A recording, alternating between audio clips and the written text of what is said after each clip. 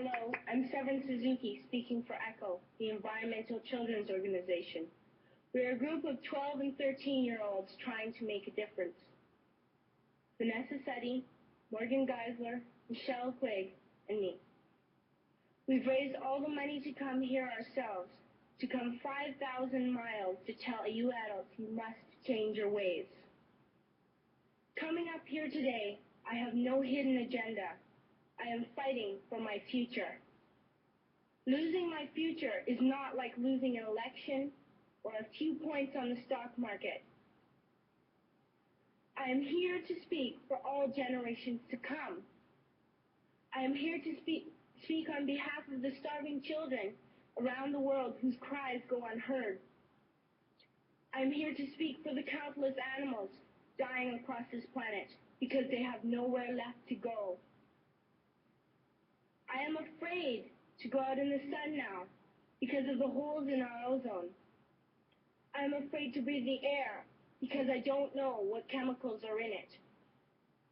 I used to go fishing in Vancouver, my home, with my dad, until just a few years ago we found the fish full of cancers.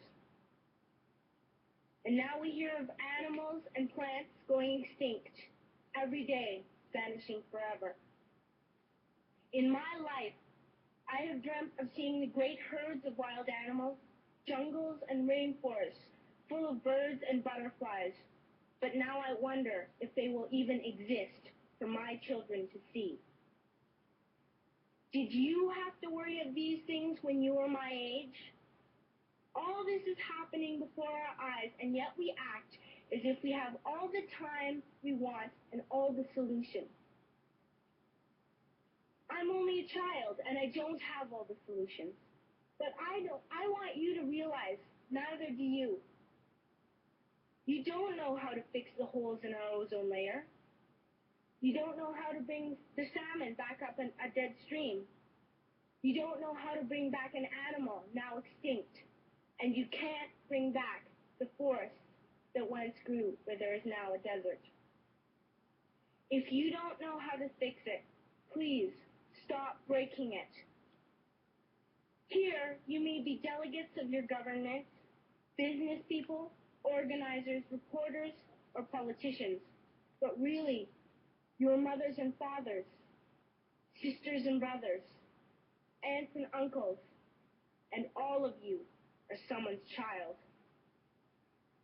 I'm only a child, yet I know we are all part of a family, 5 billion strong, in fact, 30 million species strong. And borders and governments will never change that. I'm only a child, yet I know we are all in this together and should act as one single world towards one single goal. In my anger, I am not blind, and in my fear, I am not afraid of telling the world how I feel. In my country, we make so much waste.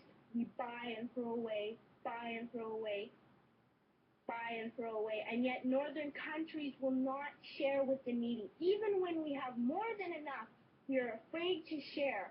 We are afraid to let go of some of our wealth. In Canada, we live the privileged life, with plenty of food, water, and shelter. We have watches, bicycles, computers, and television sets. The list could go on for 2 days. 2 days ago, here in Brazil, we were shocked when we spent time with some children living on the streets. This is what one child told us. I wish I was rich. And if I were, I would give all the street children food, clothes, medicines, shelter, and love and affection. If a child on the streets who has nothing is willing to share, why are we who have everything still so greedy? I can't stop thinking that these are children my own age, that it makes a tremendous difference where you are born. That I could be one of those children living in the favelas of Rio. I could be a child starving in Somalia, or a victim of war in the Middle East, or a beggar in India. I am only a child, yet I know if all the money spent on war was spent on finding environmental answers, ending poverty, and finding treaties. What a wonderful place this earth would be. At school, even in kindergarten, you teach us how to behave in the world. You teach us to not to fight with others, to work things out, to respect others, to clean up our mess, not to hurt other creatures, to share, not be greedy. Then why do you go out and do the things you tell us not to do? Do not forget why you are attending these conferences, who you're doing this for. We are your own children. You are deciding what kind of a world we are growing up in. Parents should be able to comfort their children by saying, everything's going to be all right. It's not the end of the world, and we're doing the best we can. But I don't think you can say that to us anymore. Are we even on your list of priorities?